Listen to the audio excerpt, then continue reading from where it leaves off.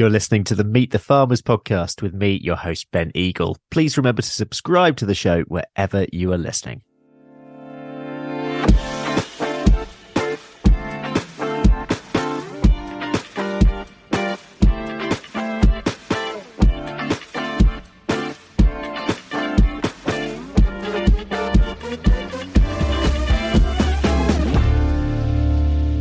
Hello, everyone, and welcome to episode 258 of Meet the Farmers with me, Ben Eagle.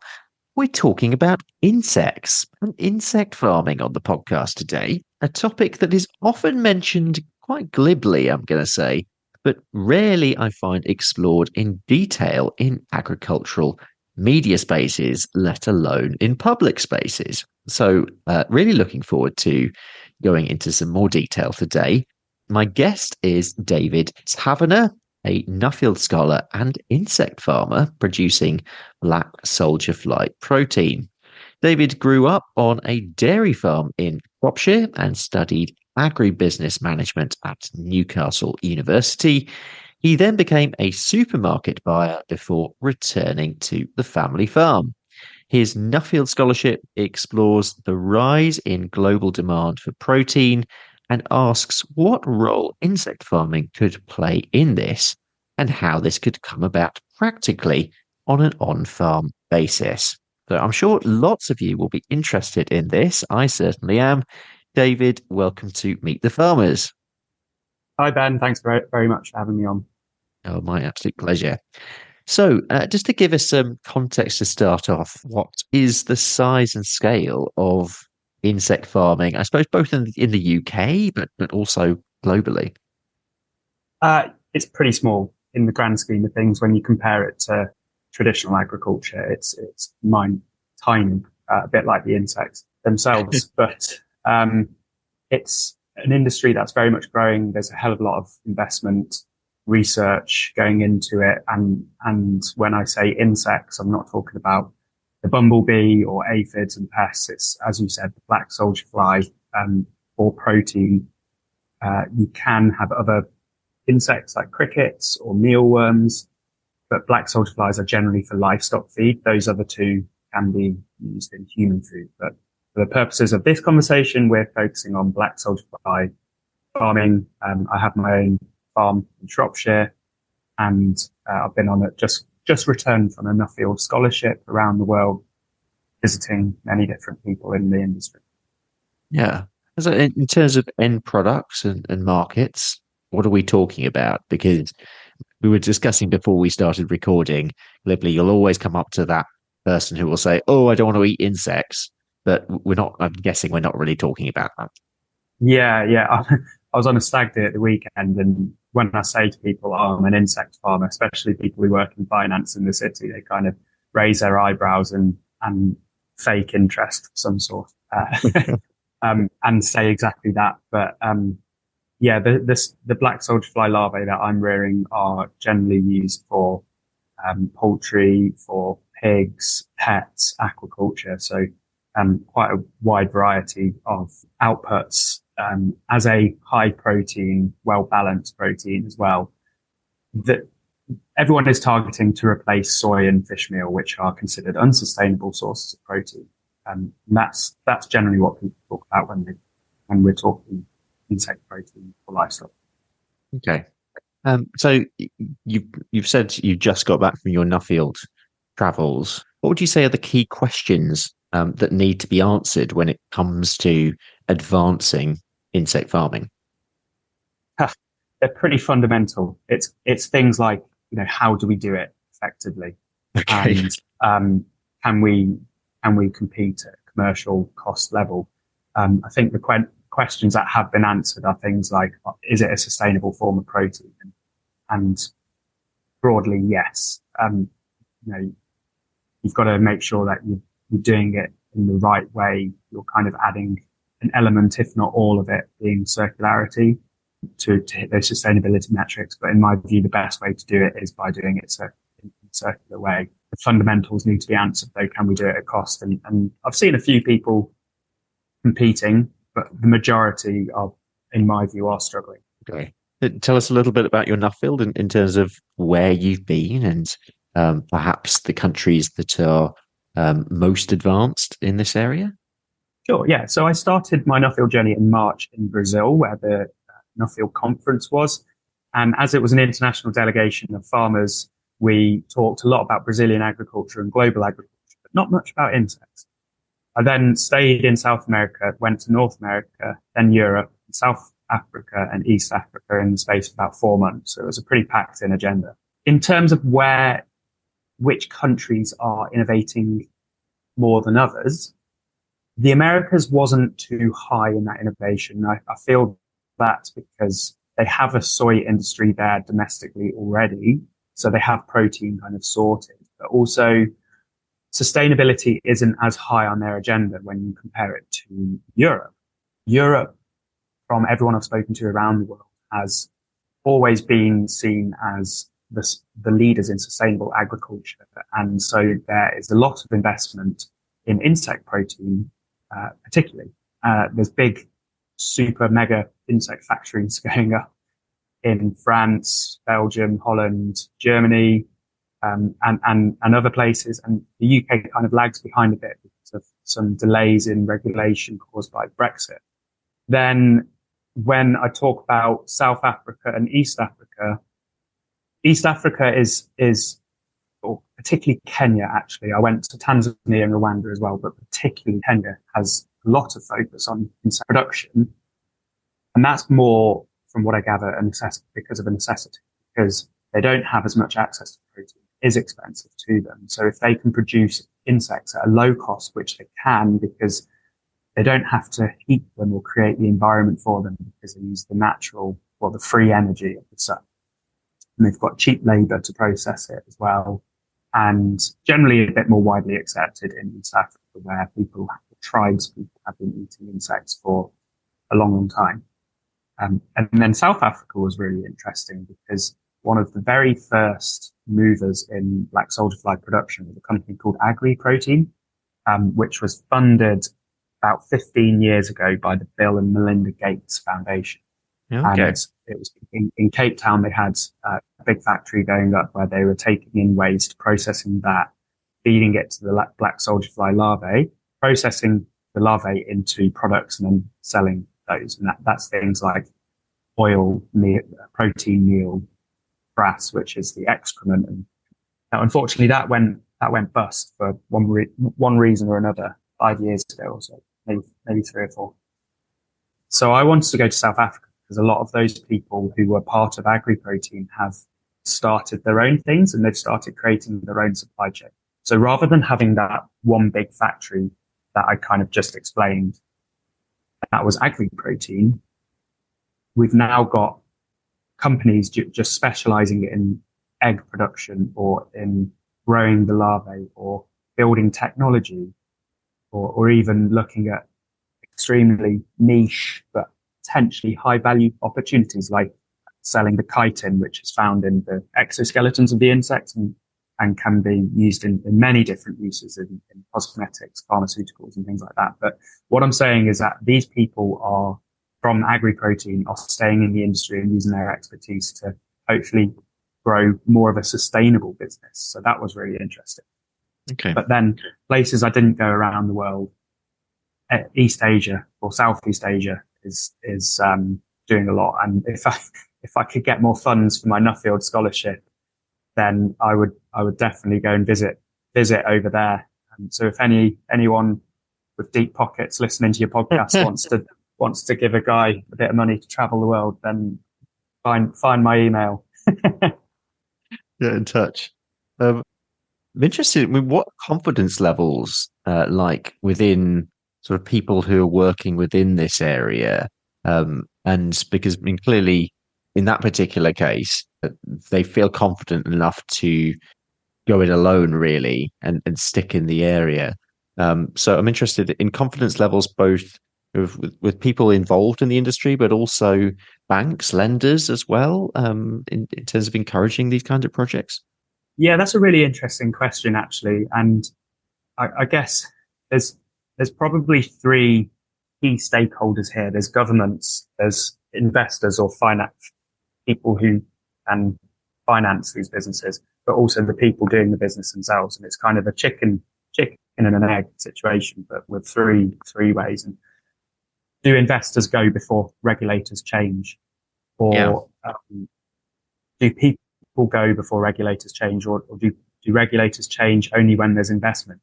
Which comes first? And so it's kind of, it needs a combined effort. And there are, in the UK, for example, I know Tesco are quite trying to push this narrative a bit, and I don't know when, but they partnered up with the WWF and produced a report on insect protein from a sustainability point of view, just to prove that it is a more sustainable form of protein. That one's had quite widely accepted, even around the world now. But what they are trying to do is to bring the government together with investors and with industry to all come together and kind of turn the dial at the same pace. So together, there's a guy who's really passionate about this called Kene Unisiegbu. If I pronounced that wrong, then I apologize. And he's doing quite a lot with people within Tesco to push this forward. Well, when it comes to potential for this, perhaps particularly in the UK, but more broadly, and I suppose your learnings from your travels so far, what would you say? Oh God, there's about 3 questions in one there. Trying to squeeze them in. Yeah, I know. Potential is, I think the sky is the limit with this, but I guess it's what we are capable of achieving and how innovative we choose to be or are capable of being. Because if you think about the protein industry as it stands, I don't know how many billion tons of protein is consumed per annum across the world and how that supply chain looks, but it's pretty monstrous. And then if you look at the growing global population and the amount of protein demanded per capita, especially in Far East, and it's growing. So the protein deficit, if we don't do anything, is going to grow. And that will cause wide scale starvation, particularly in places like sub-Saharan Africa. So in terms of the potential, massive. In terms of my learnings and how this can apply to the UK market, I'll go back to the European model of insect production, which is that big factory that's doing it, kind of like the agri-protein model, but in Europe. And it's pretty high cost and it's centralized, so supply chains are long. And when you're dealing with food waste, you want supply chains to be short. It's also quite labor intensive, and the classic model of insect production is putting some feed in a crate and then putting the insect eggs or the baby larvae called neonates in with the food waste, leave them for a couple of weeks, and then they would have you go back in and find it, and they should have devoured all of the food and then left with the insects, nice big fat juicy larvae, and what's called frass, which is their excrement. You put that in loads of different boxes, stack them high, wide, in vertical farming. Now, the processing of those boxes, you've got to do a lot of manual handling to move them about and to separate the mixtures and things like that. So the solution in Europe, it seems, is to engineer some robotic arms and conveyor belt systems, all of these kinds of things in these mega factories, which I think is probably a mistake. And lots of people going into it, because you're not reducing cost of labor. You're just replacing the labor cost with a capital financing cost. And then the problem is that from what I've seen around the world, I don't think we know how to farm these properly yet. Insects, we've never farmed insects before. It's not like we're jumping from a cow to a sheep or a turkey to a chicken. It's all of these different farming methods to insects. It's crazy. These things we don't know anything about, really. And so why would you go and spend a load of money on a system and a factory that if it doesn't work, you're screwed. You're fixed into that system. Yeah, and And I'm also guessing, I mean, if you're in theory competing against soy and you're trying to grow demand for this, you're going to at the very, very least, you're going to have to cut your costs so much to actually make this economically viable in order to grow demand. yeah, that's a really good point, actually. And when I was in Brazil, I visited a soy seed producer in the south, Rio Grande do Sul. And as I was walking around the warehouse, the drying facility was basically the same size as the biggest insect farm I saw, which is one of the biggest in the world.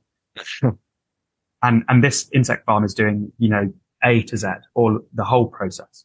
Whereas this soy drying seed place is just doing drying and storage, and it's absolutely humongous. And I turned around to the owner of this place and I said, "Wow, this is so big." And he laughed at me. He said, "Hey, I'm a small family operator here." Yeah. So, this is what we're dealing with. Exactly right. So we need the scale of production before we can even talk about the ball game of soya. And this is what I found.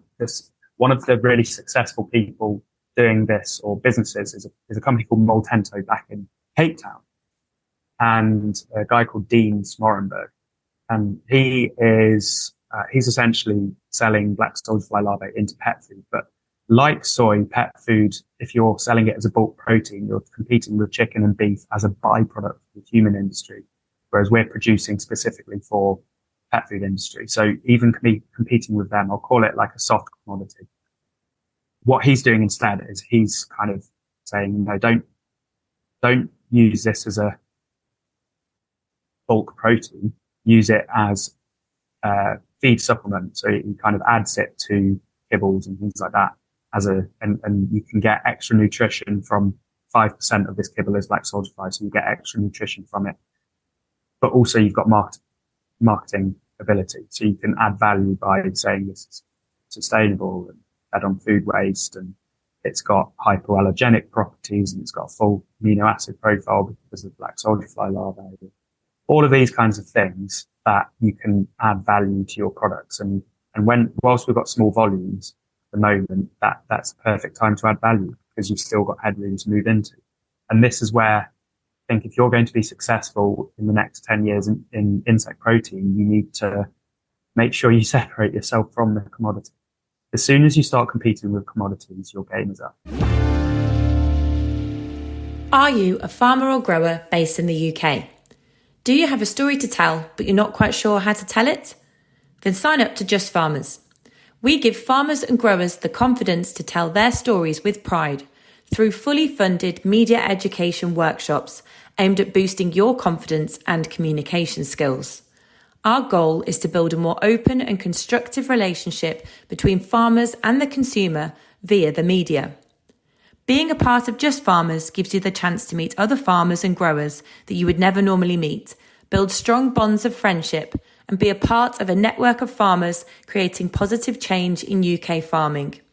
If you think this sounds like something you'd like to do, then sign up to Just Farmers at www.justfarmers.org. Let's take a step back and look at your own journey into farming, into the sector, and into insects, really. What was your life like growing up, first of all? Yeah, so I grew up on my parents' dairy farm, which is in full circle, coming back to living there now. And it was nice. I enjoyed being in the countryside, although I always wanted to go to the city, and I always had this desire to go and see the bright lights. So I finished school and first of all, I went to a business college run by Peter Jones from Dragon's Den, and it was like an entrepreneurial type thing. Yeah. Okay, wow. Which was really interesting. And it was in Manchester College. So I was living, I didn't have access to a maintenance loan or student loan or anything like that. So I was kind of living very much within my means, which was, it was quite fun actually, not having such little money there. So you had, when you have no money, you have no money to worry about. Yeah. So you make it work.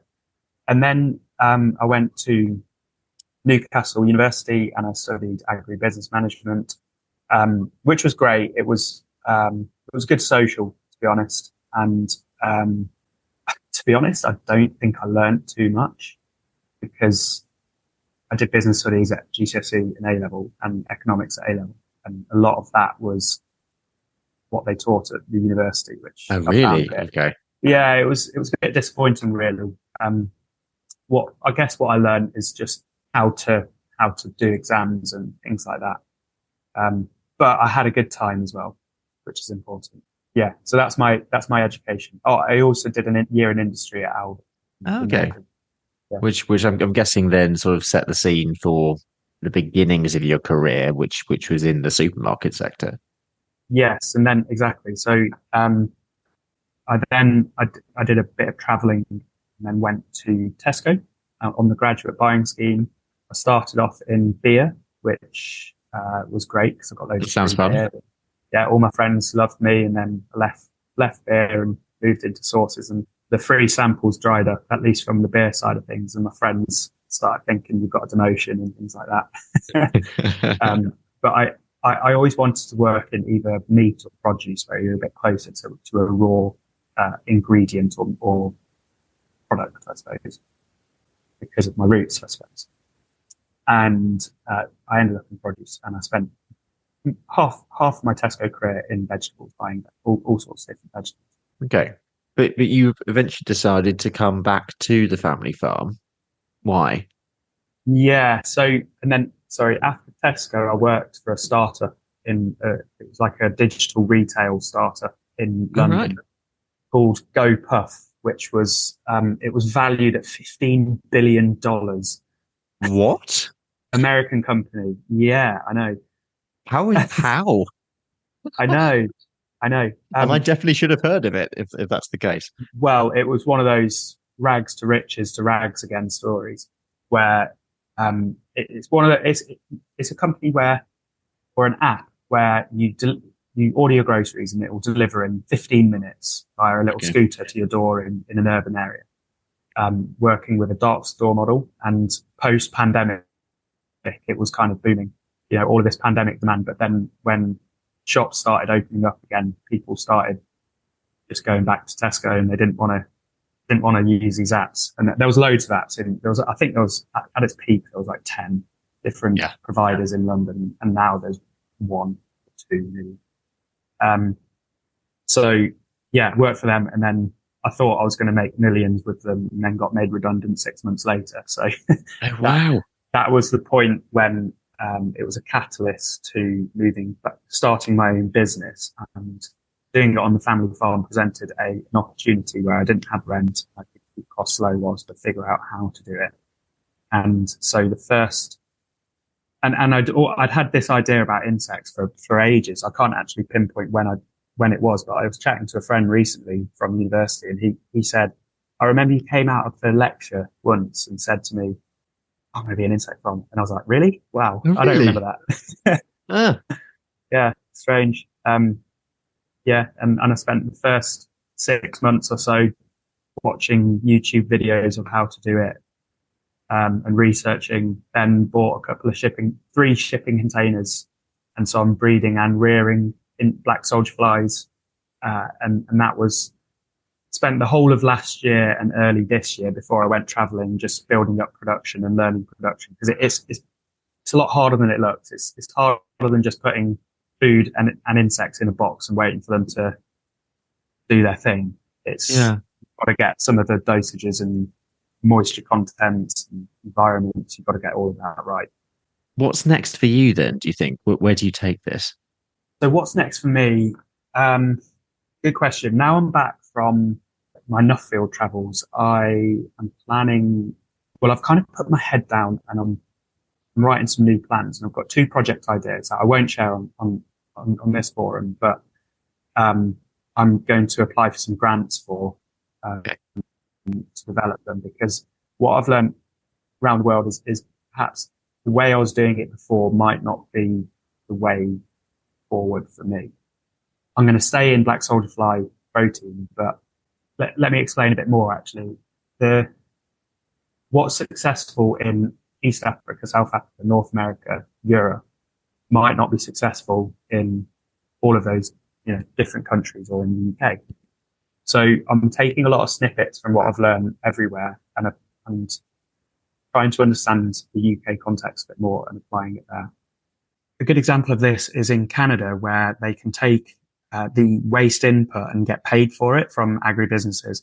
And there's also kind of that circularity benefit, which agribusinesses would like because it's something they can shout about in their ESG reports. Whereas in the UK, we don't have that opportunity as much because we've got anaerobic digestion. We've got existing infrastructure set up to take the waste streams. And quite often you have to pay for it. If you want it, you pay for it.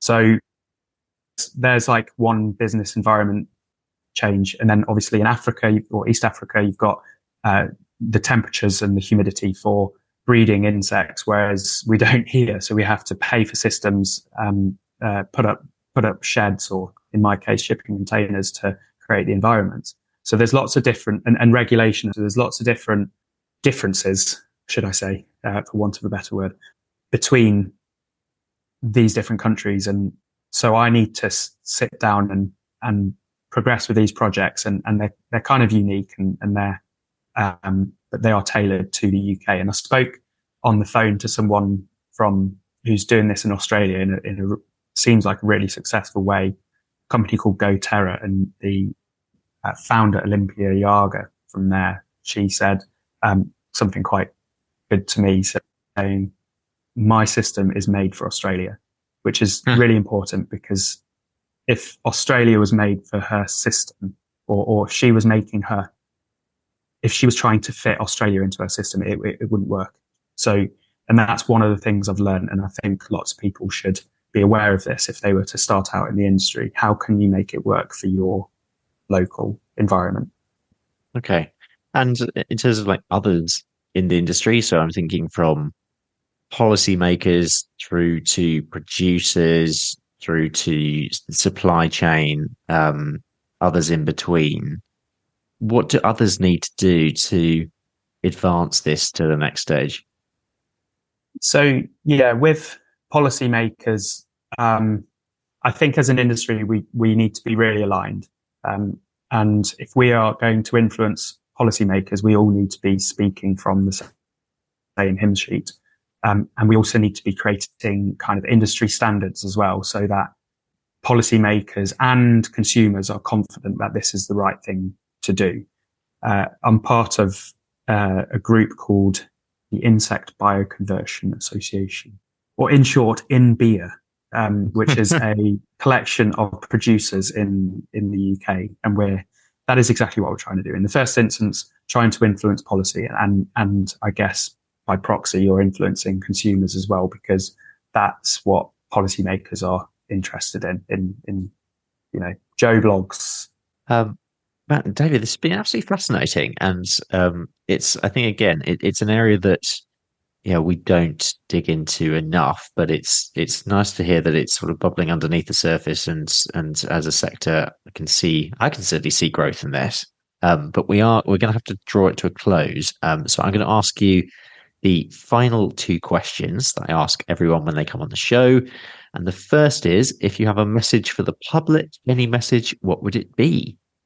If I had a message for the public, it would be to be very open-minded about insect agriculture. And if you do form judgment of it, make sure you read a bit about it first, or pick up the phone to me, or I don't know, something like that, because insects have this yuck factor about them, and it shouldn't be that way. And especially as we're feeding it to chickens, it's a natural part of a chicken's diet, or a pig, or a fish, or whatever it might be. So save your judgment, because the chickens like it. And your message to farmers? Probably the same, actually. Be open-minded, because it is nutritious, and all of the literature suggests that it will improve the performance of your livestock if you use a bit of this protein. And just be keen to explore it. Great. Well, we'll leave it there. David, thanks so much for coming on the show. Thank you so much for having me, Ben. Really enjoyed it. Oh, it's been great. I've really enjoyed it. That's it for today. A huge thanks to my guest, David Tavenor, for coming on the show. Thank you also for listening. I'm having a week off this week, so we'll be back in a couple of weeks' time with our harvest special. But for now, I'm Ben Eagle. This has been Meet the Farmers, and thank you very much for listening.